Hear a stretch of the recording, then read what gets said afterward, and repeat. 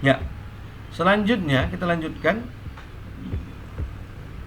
syarat sahnya pembuatan jawaban, begitu ya.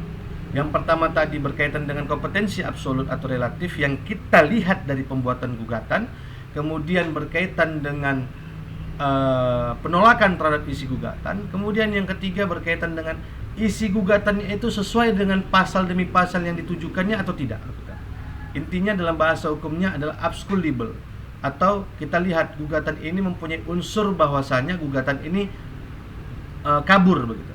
Apakah sesuai? Contoh misalkan di dalam petitut, di dalam positanya dia menerangkan tentang kejadian mengenai tentang wan prestasi, tapi yang dituntutnya adalah tentang penipuan. Nah, itu kan tidak sinkron gitu. Itu bisa dikatakan sebagai absculable atau gugatannya blur ataupun tidak jelas, begitu. Nah, itu yang harus dituangkan di dalam pembuatan surat jawaban.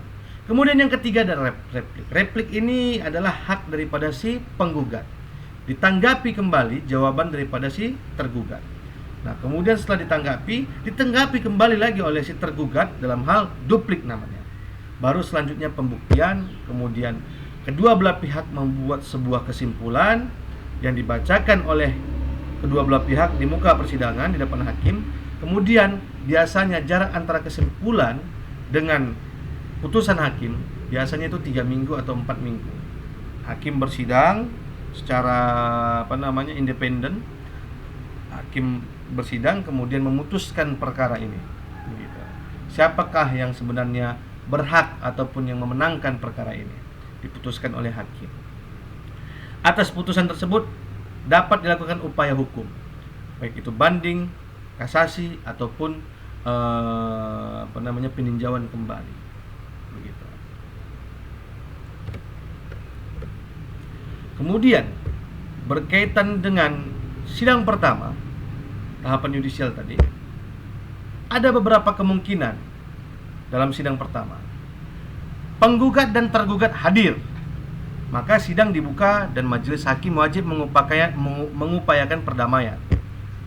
Nah, kemudian kemungkinan yang kedua, penggugat hadir, tergugat tidak hadir.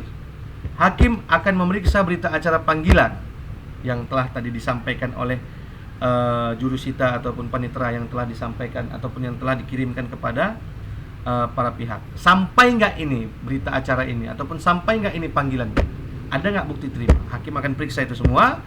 Setelah sah dan patut, maka tergugat akan dipanggil kembali.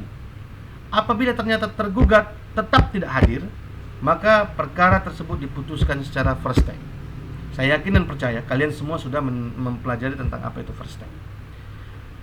Kemudian kemungkinan ketiga, penggugat tidak hadir, tergugat hadir. Hakim kembali memeriksa berita acara pemeriksaan dalam mengadakan panggilan kembali kepada pihak yang tidak hadir. Bila penggugat tidak hadir, maka perkara diputus secara gugur.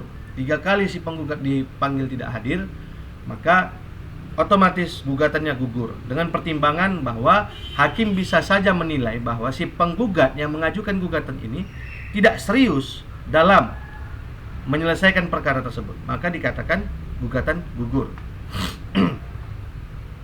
Kemudian penggugat dan tergugat tidak hadir, dua-duanya tidak hadir, maka akan dilakukan pemanggilan kembali hingga biaya perkara habis.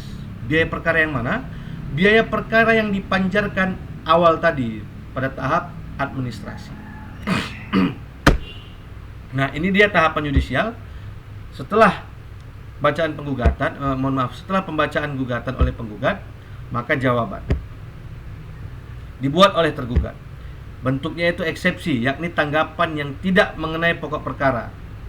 Yang pertama, eksepsi material atau eksepsi prematorial. Antara lain kompetensi, berdasarkan letak geografis ataupun letak penggugat berkaitan dengan pengadilan yang berhak mengadilinya dan seterusnya. Saya rasa kalian juga sudah belajar. Nah, kemudian yang kedua berkaitan dengan eksepsi formil atau dilatoir. Antara lain gugatan prematur, gugatan kurang pihaknya, gugatan absculable atau tidak jelas. Kemudian jawaban, yakni tanggapan mengenai pokok perkara. Isinya ada 3. mengakui bahwasanya benar apa yang ada di dalam gugatan tersebut. Yang pertama. Yang kedua, menolak. Dan yang ketiga, refarti, membiarkan. Kemudian yang ketiga, rekonvensi, yaitu gugatan balasan. Ketika kita digugat oleh orang lain, kemudian dalam jawaban tersebut kita merasa tidak melakukan apa yang dituduhkan oleh si penggugat tadi, maka kita bisa menggugat balik dia. Di dalam jawaban itulah kita tuliskan. Begitu. Kemudian selanjutnya replik, kemudian duplik seperti yang saya jelaskan tadi. Maka selanjutnya pembuktian. Siapa yang mendalilkan sesuatu, dia yang harus membuktikan. Jadi yang pertama kali membuktikan itu adalah si penggugat, karena dia yang mendalilkan sesuatu, karena dia yang menuduhkan sesuatu tersebut. Kemudian alat-alat bukti diperiksa. Alat bukti surat, surat itu ada alat bukti biasa, otentik, alat bukti surat akte di bawah tangan, dan seterusnya.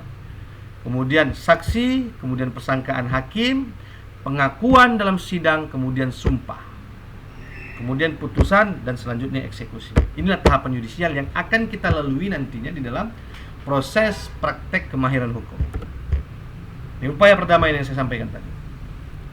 Bila pada hari yang telah ditentukan para pihak datang menghadap, maka pengadilan negeri dengan perantara ketua berusaha mendamaikannya. Bila dapat dicapai perdamaian, maka di dalam sidang itu juga dibuatkan suatu akta dan para pihak dihukum untuk mentaati perjanjian yang telah dibuat.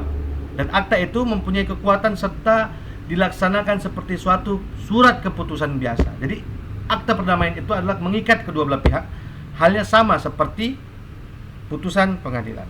Kemudian yang ketiga, terhadap suatu keputusan tetap semacam itu tidak dapat diajukan banding. Jadi ketika ada upaya perdamaian, kemudian perdamaian berhasil, maka kedua belah pihak tidak bisa lagi melakukan upaya hukum banding. Kenapa? Karena perdamaian itu merupakan kesepakatan bersama. Kenapa bisa ada banding? Maka banding itu akan ditolak.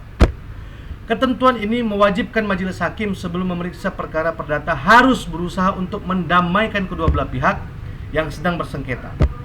Peran hakim dalam usaha menyelesaikan perkara tersebut secara damai sangat penting. Putusan perdamaian mempunyai arti yang sangat baik bagi masyarakat pada umumnya dan khususnya bagi orang yang mencari keadilan. Jadi memang benar-benar upaya hukum perdamaian ini memang harus diupayakan oleh hakim. Begitu bahasanya agar meminimalisir konflik dalam persengketaan kedua belah pihak. Apabila perdamaian tidak dapat dicapai, maka proses pemeriksaan akan dilanjutkan dengan tahap jawab-menjawab, kemudian pembuktian kesimpulan serta putusan pengadilan. Berdasarkan SEMA nomor 1 tahun 2016 yang mewajibkan setiap majelis hakim untuk mengedepankan upaya mediasi terlebih dahulu sebelum pemeriksaan dalam pokok perkara. Begitu. Saya rasa demikian. Nah, video ini saya buat sebagai bahan ajar saya untuk kalian semua. Kemudian setelah video ini kalian tonton, saya akan memberikan sebuah soal kuis di mana soal tersebut menjadi kewajiban Anda semua untuk menjawabnya. Yang pertama untuk nilai, dan yang kedua untuk bukti bahwasanya Anda semua hadir dalam perkuliahan melalui e-learning ini. Nanti akan saya jelaskan di grup WhatsApp kita. Jadi wajib Anda jawab. Demikian video singkat saya ini. Semoga dapat bermanfaat. Selanjutnya kita akan bertemu minggu depan. Assalamualaikum warahmatullahi wabarakatuh. Selamat siang.